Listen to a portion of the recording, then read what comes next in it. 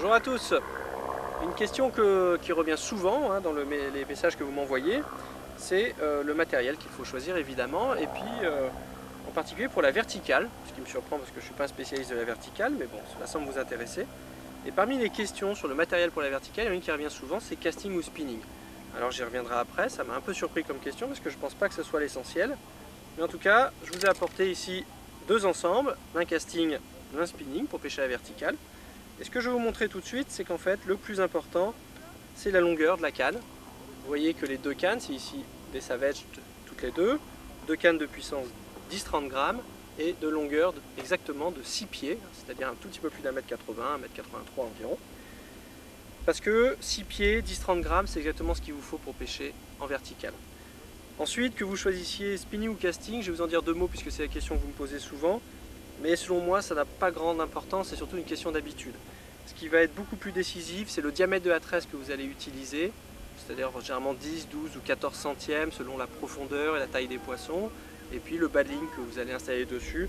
Et là, je vous conseille d'opter très rapidement pour du 25 centièmes, 30 centièmes, de ne pas descendre trop bas, puisque c'est dommage de rater un beau poisson à cause de ça.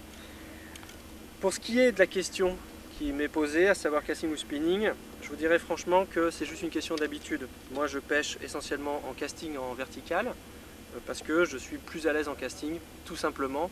Depuis que j'ai 17 ans, je pêche 90% en casting, donc ça m'est plus facile de pêcher avec un moulinet à tambour tournant entre les mains. Et puis par exemple, Manu, lui, il aime bien pêcher en spinning, en vertical, mais je pense que c'est tout simplement pour lui une question de confort parce qu'il peut faire des animations plus précises. Alors, il y a quand même une raison pour laquelle on peut choisir casting plutôt que spinning ou l'inverse.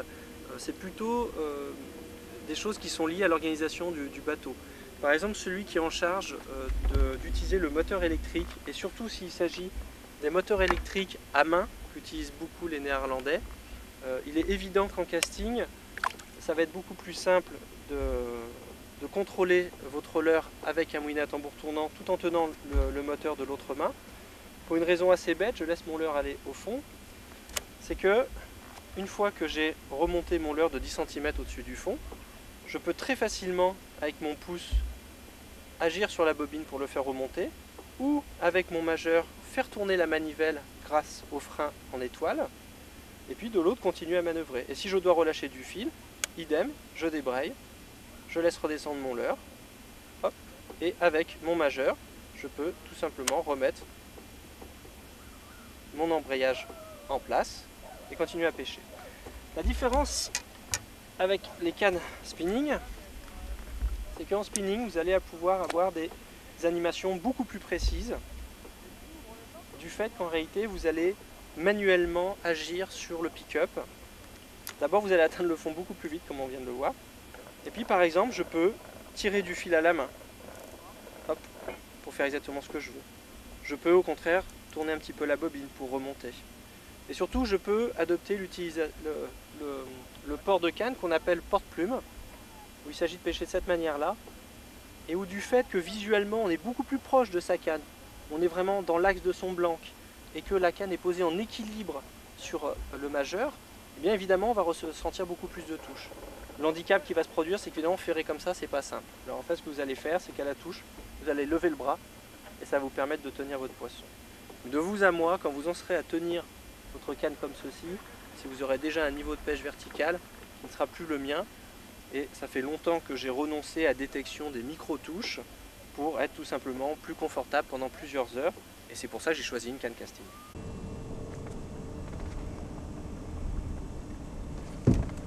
Poisson! Ah, c'est pas gros.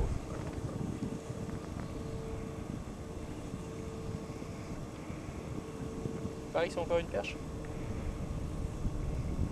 Tiens, hop là. Eh ben, elle est même pas mal. Pas mal. Comment tu t'es foutu? Une opération chirurgicale. Allez, hop. Pas très gros ça. Il n'y a rien. Salto arrière. Elle est repartie.